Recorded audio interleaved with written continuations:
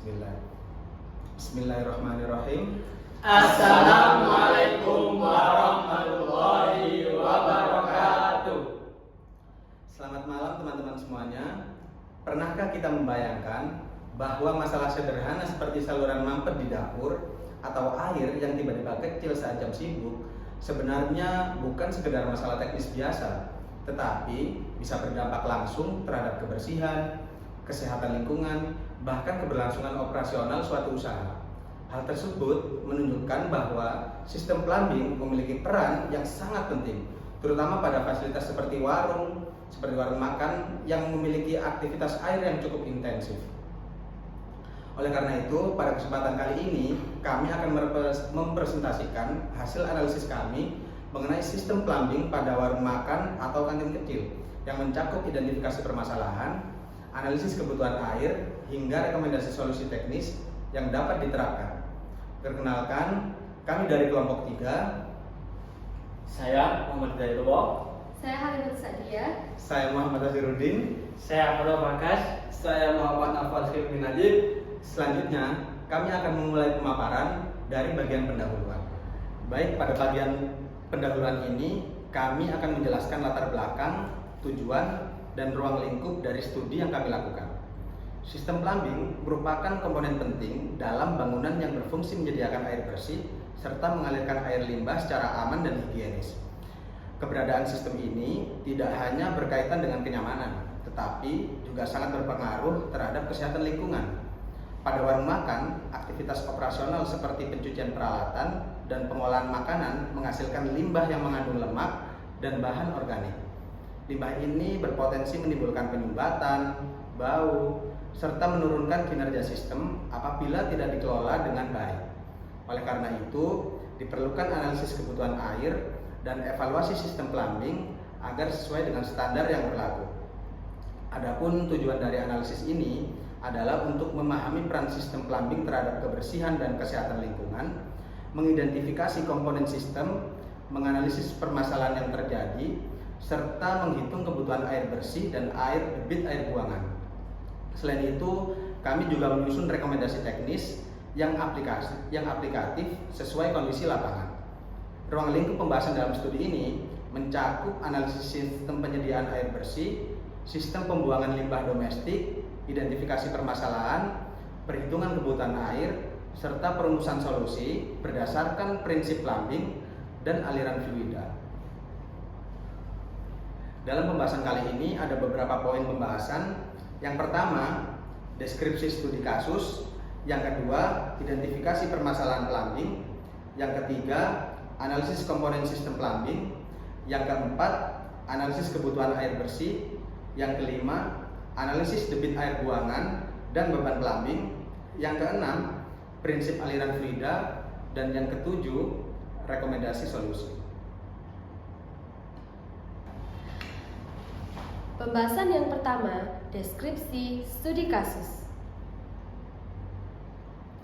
Objek studi berupa sebuah warung makan kecil yang beroperasi setiap hari dengan aktivitas yang cukup intensif, terutama pada jam makan siang dan malam. Kegiatan operasional meliputi persiapan bahan makanan, proses pengolahan, penyajian kepada pelanggan, serta pencucian peralatan. Seluruh aktivitas ini sangat bergantung pada ketersediaan air bersih dan sistem pembuangan limbah yang memadai. Dari sisi pengguna, warung makan ini dioperasikan oleh 3 pekerja tetap dan melayani sekitar 50 pelanggan per hari. Meskipun jumlahnya relatif kecil, pola pengguna air bersifat fluktuatif. Pada jam sibuk, terjadi penggunaan air secara bersamaan di beberapa titik, sehingga sistem harus mampu menjaga debit dan tekanan agar operasional tetap berjalan lancar. Fasilitas plumbing yang tersedia meliputi area cuci piring sebagai titik pengguna utama, 1 unit toilet, 1 wastafel, serta area persiapan makan. Fasilitas ini sudah mencakup kebutuhan dasar, namun belum tentu didukung oleh desain sistem yang optimal. Berdasarkan kondisi existing, terdapat beberapa masalah utama, yaitu penyumbatan pada saluran cuci piring akibat lemak dan sisa makanan, kekurangan air saat jam sibuk, kondisi area belakang yang becek akibat drainase yang kurang baik, serta munculnya bau dari saluran limbah. Hal ini menunjukkan bahwa sistem plumbing belum bekerja secara optimal baik dari sisi kapasitas maupun desain. Untuk mendukung analisis, digunakan beberapa asumsi teknis, antara lain pengguna standar air domestik sederhana, sistem distribusi air berbasis gravitasi, dan pompa sederhana serta klavifikasi optimal serta kondisi pipa dan ventilasi sebelum pemenuhan memenuhi standar. Asumsi yang digunakan untuk menyederhanakan analisis tanpa mengurangi keterkaitannya dengan kondisi nyata di lapangan. Pembahasan yang kedua, identifikasi permasalahan plumbing. Secara umum, permasalahan muncul akibat ketidaksesuaian antara kapasitas dan desain sistem dengan beban operasional di lapangan. Penggunaan area fluktuatif, terutama pada jam sibuk, serta karakteristik limbah dapur yang mengandung lemak dan bahan organik menyebabkan penurunan kinerja baik pada sistem air bersih maupun air buangan. Pada sistem air buangan, permasalahan utama adalah penyumbatan saluran, khususnya di area cuci piring. Hal ini disebabkan oleh akumulasi lemak atau FUG dan sisa makanan, ditambah dengan dimensi serta kemiringan pipa yang tidak optimal. Kondisi ini menyebabkan kecepatan aliran rendah sehingga terjadi sedimentasi dan akhirnya mempersempit penampung aliran. Selain itu, munculnya bau dari saluran juga menjadi indikator adanya gangguan sistem. Penyebabnya antara lain ventilasi yang tidak tersedia atau tidak berfungsi, kondisi trap yang kering, serta proses pembusukan limbah secara anaerob yang menghasilkan gas seperti hidrogen sulfida atau H2S. Pada sistem air bersih, permasalahan utama adalah ketidakcukupan air saat jam sibuk. Hal ini dipengaruhi oleh kapasitas tangki yang terbatas, tidak adanya cadangan air, distribusi yang tidak merata, serta penurunan tekanan atau pressure drop akibat penggunaan secara simultan.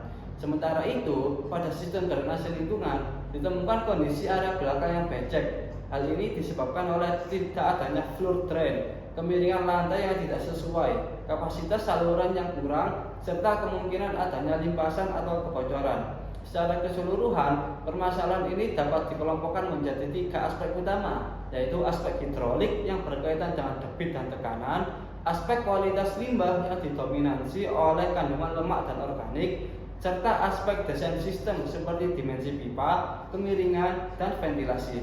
Ketiga aspek ini saling berkaitan dan berkontribusi terhadap menurunnya kinerja sistem plumbing. Pembahasan yang ketiga, analisis komponen sistem plumbing. Selanjutnya, kami menganalisis komponen sistem plumbing yang terdiri dari 3 subsistem utama, yaitu sistem air bersih, sistem air limbah, dan sistem ventilasi. Ketiga subsistem ini saling terintegrasi, sehingga gangguan pada salah satu bagian akan berdampak pada kinerja sistem secara keseluruhan. Pada sistem air bersih, komponen utamanya meliputi sumber air, pompa tangki penyimpanan, jaringan pipa distribusi, serta perlengkapan seperti kran dan wastafel. Berdasarkan evaluasi, kapasitas tangki belum mencukupi kebutuhan saat beban puncak. Distribusi air tidak merata, serta kemungkinan diameter pipa yang tidak sesuai menyebabkan terjadinya penurunan tekanan atau pressure drop. Hal ini mengakibatkan suplai air menjadi tidak stabil, terutama saat digunakan secara bersamaan. Pada sistem air limbah, komponen yang digunakan meliputi pipa pembuangan, floor drain, dan grease trap, dan septic tank. Namun, kondisi existing menunjukkan bahwa grease trap belum tersedia atau belum berfungsi optimal, serta tidak terdapat penyaringan awal untuk sisa makanan. Selain itu, dimensi dan kemiringan pipa juga diduga tidak sesuai, sehingga limbah yang mengandung lemak langsung masuk ke pipa menyebabkan penyumbatan. Selanjutnya, pada sistem ventilasi, komponen utamanya adalah pipa ventilasi yang terhubung dengan sistem limbah. Evaluasi menunjukkan bahwa sistem ventilasi tidak tersedia atau tidak berfungsi dengan baik, sehingga terjadi gangguan tekanan dalam pipa. Kondisi ini dapat menyebabkan trap tidak bekerja optimal dan memungkinkan gas limbah naik ke permukaan yang menimbulkan bau tidak sedap. Jika dilihat secara keseluruhan, ketiga sistem ini saling berkaitan. Sistem air bersih mempengaruhi kelancaran operasional, sistem limbah berkaitan dengan resiko penyumbatan dan genangan, sedangkan sistem ventilasi berperan dalam menjaga tekanan dan mencegah bau. Berdasarkan analisis, permasalahan utama meliputi tidak adanya grease trap, kapasitas air yang terbatas, kurangnya sistem ventilasi, serta desain pipa yang belum optimal. Hal ini menunjukkan bahwa sistem plumbing belum bekerja secara efektif dan masih memerlukan perbaikan pada tahap selanjutnya. Pembahasan keempat, analisis kebutuhan air bersih. Kebutuhan air dipengaruhi oleh jumlah pengguna, jenis aktivitas, serta intensitas operasional.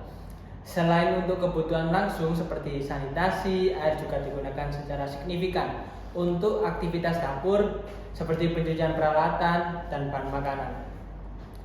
Oleh karena itu, perhitungan mengacu pada standar kebutuhan air domestik dengan penyesuaian terhadap kondisi operasional sesuai SNI nomor 8153 tahun 2021.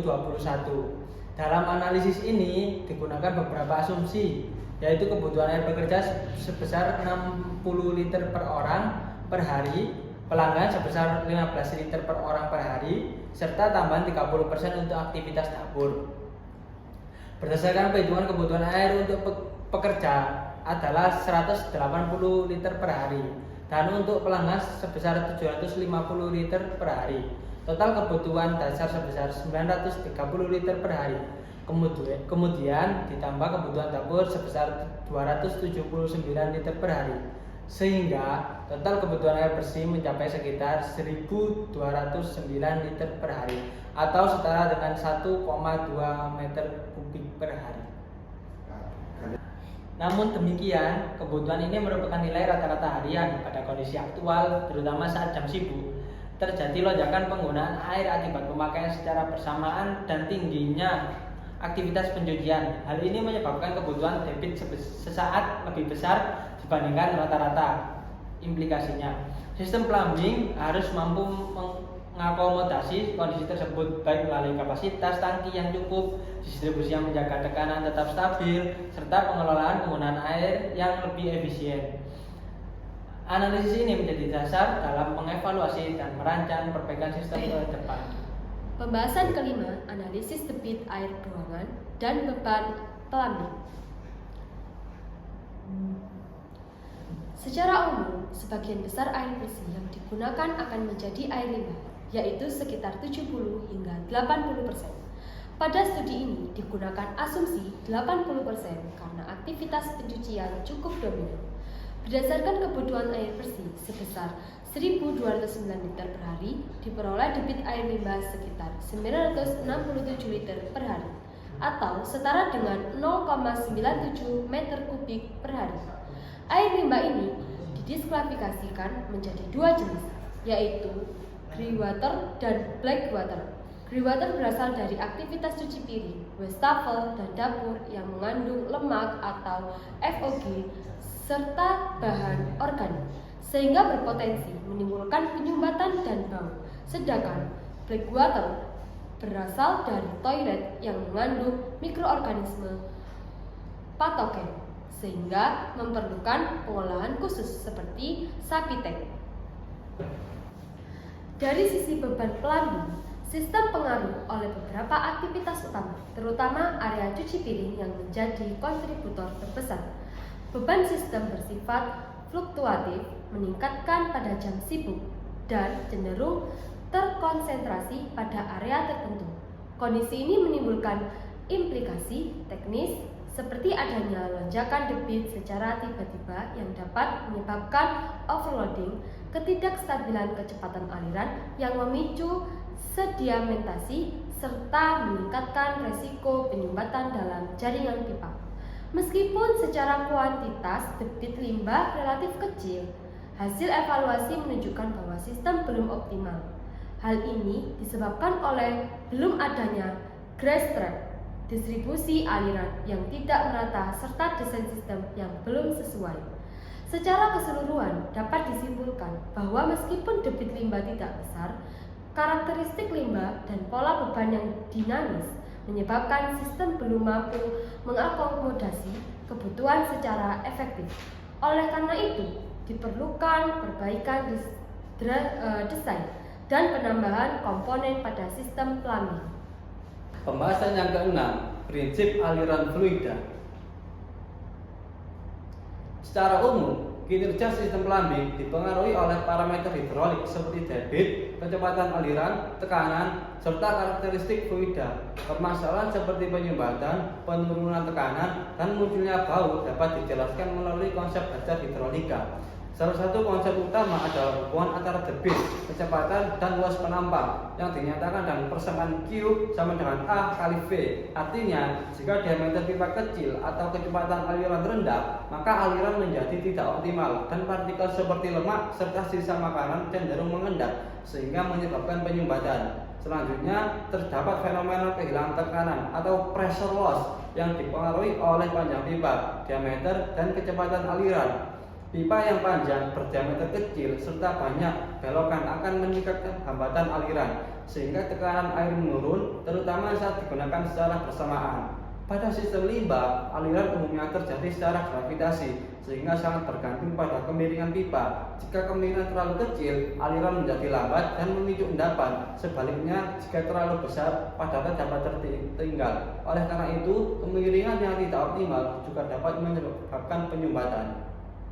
Selain itu, karakteristik limbah dapur yang mengandung lemak dan bahan organik menyebabkan viskositas meningkat dan fluida cenderung menempel pada dinding pipa, sehingga mempercepat akumulasi material. Dari sisi tekanan udara, sistem ventilasi atau venting berfungsi menjaga keseimbangan tekanan dalam pipa. Jika ventilasi tidak bekerja dengan baik, dapat terjadi siphonage dan gas limbah naik ke permukaan yang menimbulkan bau tidak sedap. Secara keseluruhan dapat disimpulkan bahwa penyumbatan, penurunan tekanan, dan bau pada sistem plumbing sangat dipengaruhi oleh prinsip aliran fluida. Oleh karena itu, pemahaman terhadap aspek ini menjadi dasar dalam merancang solusi teknis yang tepat. Pembahasan yang ketujuh, rekomendasi solusi. Pada bagian ini, kami menyusun rekomendasi solusi berdasarkan hasil analisis sebelumnya dengan pendekatan yang sederhana, aplikatif, dan sesuai dengan skala usaha kecil. Namun, tetap mempertimbangkan aspek hidrolik, karakteristik limbah, serta kesehatan lingkungan. Pada sistem air limbah, solusi utama adalah pemasangan grease trap untuk memisahkan lemak atau FOG agar tidak masuk ke dalam pipa, sehingga dapat mencegah penyumbatan. Selain itu, perlu ditambah screening atau saringan pada area cuci untuk menahan sisa makanan.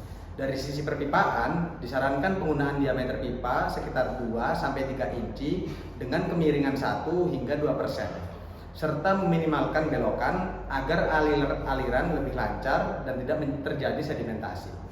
Pada sistem air bersih, diperlukan penambahan kapasitas tangki minimal sebesar 1,2 meter kubik dengan cadangan sekitar 20 hingga 30% untuk mengantisipasi beban puncak. Distribusi air juga perlu dioptimalkan melalui penggunaan pompa, pengaturan jalur distribusi, serta pemilihan diameter pipa yang sesuai. Selain itu, manajemen penggunaan air juga penting, seperti mengatur waktu penggunaan, menggunakan kran hemat air, dan meningkatkan kesadaran pekerja. Kemudian, untuk sistem drainase lingkungan, disarankan pemasangan floor drain serta perbaikan kemiringan lantai sekitar 1 hingga 2% agar air tidak menggenang. Pada sistem ventilasi, perlu dipasang pipa ventilasi yang diarahkan ke atas atap serta memastikan penggunaan P-trap yang berfungsi dengan baik melalui pemeriksaan rutin sehingga dapat mencegah bau dan gangguan tekanan. Selain itu, aspek operasional dan pemeliharaan juga sangat penting seperti pembersihan grease trap secara berkala, inspeksi jaringan pipa, serta penggunaan limbah padat sebelum masuk ke sistem. Secara keseluruhan, rekomendasi ini diharapkan mampu mengurangi penyumbatan, kemudian menstabilkan suplai air, menghilangkan bau, serta meningkatkan kondisi lingkungan menjadi lebih bersih, aman, dan berkelanjutan. Kesimpulan, sebagai penutup, dapat disimpulkan bahwa sistem plumbing pada warung makan ini masih belum optimal dalam memenuhi kebutuhan air bersih maupun pembuangan limbah. Berdasarkan hasil analisis, kebutuhan air bersih mencapai sekitar 1,2 meter kubik per hari. Dengan debit air limbah sekitar 0,97 meter kubik per hari, meskipun jumlahnya relatif kecil, karakteristik limbah yang mengandung lemak dan bahan organik menyebabkan risiko penyumbatan yang cukup tinggi. Permasalahan utama yang terjadi meliputi penyumbatan saluran, kekurangan air saat jam sibuk, kondisi drainase yang kurang baik sehingga menimbulkan genangan, serta munculnya bau akibat sistem ventilasi yang tidak optimal. Dari sisi prinsip aliran fluida, permasalahan ini dipengaruhi oleh kecepatan aliran yang rendah, kehilangan tekanan dalam pipa, serta gangguan keseimbangan tekanan udara. Untuk mengatasi hal tersebut, solusi yang diusulkan meliputi pemasangan grease trap, perbaikan dimensi dan kemiringan pipa, penambahan kapasitas tangki dan optimalisasi distribusi air, perbaikan sistem ventilasi dan drainase, serta didukung dengan pemeliharaan rutin. Dengan penerapan solusi tersebut, diharapkan sistem plumbing dapat bekerja lebih efektif, higienis, dan berkelanjutan dalam mendukung operasional warung makan. Oke. Sebagai penutup dari presentasi ini, kami ingin menyampaikan satu hal yang mungkin sederhana, tetapi cukup merepresentasikan keseluruhan pembahasan kami. Water doesn't fill the system fills the water. Artinya, air pada dasarnya akan selalu mengalir sebagaimana mestinya. Namun, ketika sistem tidak dirancang dengan baik dari segi kapasitas, distribusi, maupun pengolahan limbah, maka justru sistem itulah yang menjadi sumber permasalahan. Melalui studi kasus ini, kami belajar bahwa keberhasilan sistem plumbing tidak hanya ditentukan oleh ketersediaan air, tetapi juga oleh bagaimana sistem tersebut dirancang, dioperasikan, dan dipelihara secara tepat. Oleh karena itu, perencanaan yang baik, pemilihan komponen yang sesuai, serta pemeliharaan yang konsisten menjadi kunci utama dalam menciptakan sistem plumbing yang efektif, higienis, dan berkelanjutan. Demikian yang dapat kami sampaikan. Terima kasih atas perhatian teman-teman semuanya. Wassalamualaikum